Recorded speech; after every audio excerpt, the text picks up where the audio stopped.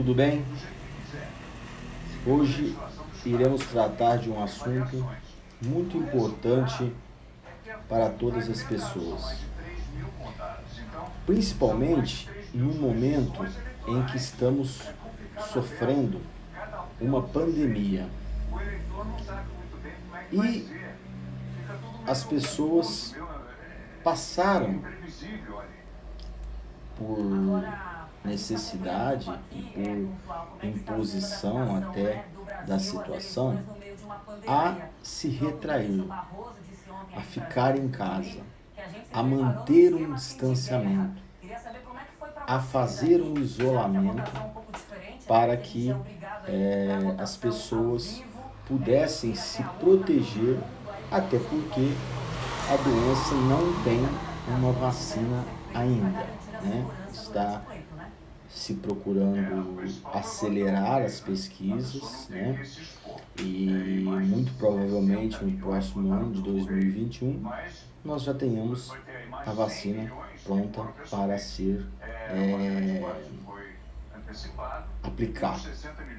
De modo que é muito importante a gente fazer essa introdução para que a gente possa chegar no assunto que vamos tratar hoje.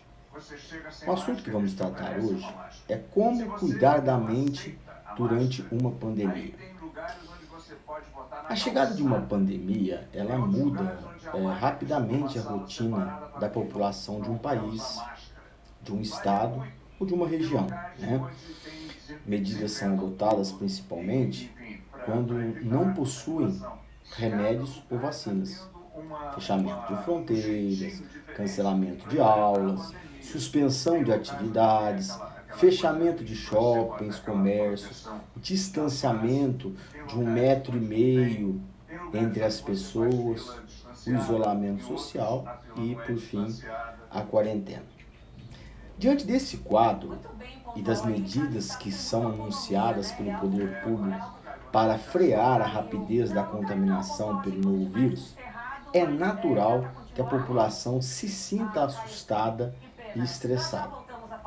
Daí deflete a pergunta de como então manter a mente saudável frente a este cenário? Bom, primeiramente, é importante salientar que apesar dos efeitos colaterais na mente e suas consequências, cumpre nortear o centro de toda a discussão a nossa mente. A mente não se dissocia do resto do corpo, pelo contrário, ela faz parte do contexto e age de forma a combater um inimigo estranho. A partir deste momento em que a mente detecta o inimigo, ela age para proteger-se do perigo. De modo que, diferentes formas ela pode se manifestar. Muitas vezes, criando um cenário ruim, ela emite um sinal para que os demais órgãos do corpo trabalhem para enfrentar o problema. Todavia, para que a mente trabalhe corretamente, é necessário que trabalhemos conjuntamente o corpo, através de atividades físicas, para que o nosso organismo possa produzir os hormônios necessários para levar as células pelo organismo, como a endorfina, que ajuda a regular as substâncias no cérebro responsáveis pela sensação de bem-estar. Ela alivia dores, relaxa o organismo e já há estudos que comprovam a sua ou até cura de doenças. Esse é o hormônio do prazer, que aumenta a resistência. Ele melhora o bom humor, aumenta a disposição física e mental, melhorando o sistema imunológico, tendo ainda um efeito que melhora a concentração, tendo efeito anti-envelhecimento, diminui o estresse e a tensão corporal. Bom, praticar o exercício físico ajuda a fortalecer os músculos e a resistência muscular. Eles regulam o intestino, têm a função de baixar o colesterol, queimando as calorias e diminuindo as medidas. diminuindo até dores crônicas, melhorando a autoestima, melhorando a flexibilidade, as posturas, ajudando a controlar a pressão sanguínea e diminuindo os riscos de doenças.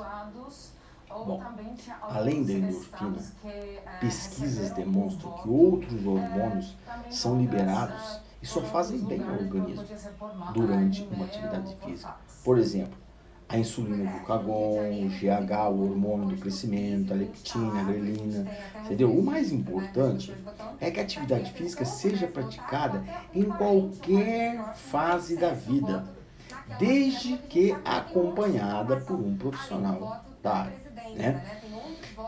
De modo que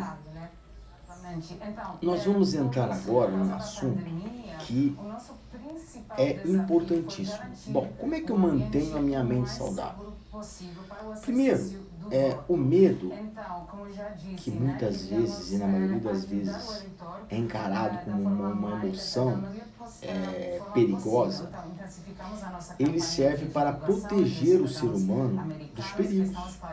E por isso é necessário para se precaver. A questão central é como a gente vai lidar com esse medo. Não achar que não é para ter medo, mas que esse medo não se transforme em pânico. O medo saudável, ele é benéfico, pois faz com que o ser humano tome medidas de precaução. Pensar efetivamente nas coisas que você precisa fazer na sua vida, tomar os cuidados necessários conforme as orientações médicas, nas medidas de isolamento social ou quarentena, de forma racional e lógica. Quando esse medo se transforma em pânico, ele transcende a lógica e a razão, sob um efeito de um enorme sentimento de ansiedade, de angústia. Ele cria um bloqueio, acionando os gatilhos, né? E transformando as situações lógicas em barreiras que impedem o ser humano de realizar, inclusive, tarefas simples, normais e corriqueiras. A partir daí, o paciente precisa ser tratado de forma clínica por um profissional da psicanálise, da psicologia, um profissional médico, que vai fazer, através das sessões de terapia, que consiste na busca das causas dos conflitos, dos traumas que afloram com níveis altos de ansiedade. A raiz do problema consiste em descobrir a origem desse medo, onde o paciente é colocado em uma sessão de terapia. Eu, por exemplo, como terapeuta, como psicanalista, né, que sou especialista em saúde mental, eu defendo a tese de que o paciente colocado em um relaxamento com uma respiração diafragmática e ou diversas técnicas de relaxamento que existem, você consegue acessar o seu inconsciente. E nesse instante, consegue-se, na maioria das vezes, regressar aos momentos conflitantes, traumáticos, que deram origem ao problema. Através da fala, do conhecimento e do entendimento da causa, o paciente vivencia o trauma, de forma que, conhecendo o problema, a sua origem, é preciso e possível estabelecer com o paciente uma nova visão desse medo, desse trauma, desse conflito, de modo que o paciente é levado a conviver e passar pelo problema com uma visão racional que possibilita remover as feridas expostas. Há inúmeros exemplos de medos irracionais que nós poderíamos estar tratando aqui. A mídia, por exemplo, ela escolhe as coisas para chamar a atenção.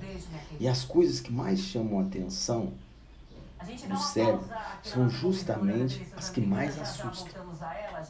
É por isso que existe uma infinidade de programas políticos, noticiários de violência, porque a mídia, ela é como se estivéssemos em um perigo constante e pudéssemos ser assaltados em cada esquina.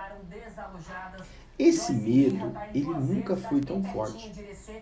Nós nunca estivemos tão ligados uns aos outros, mas ao mesmo tempo, nunca sentimos tanto medo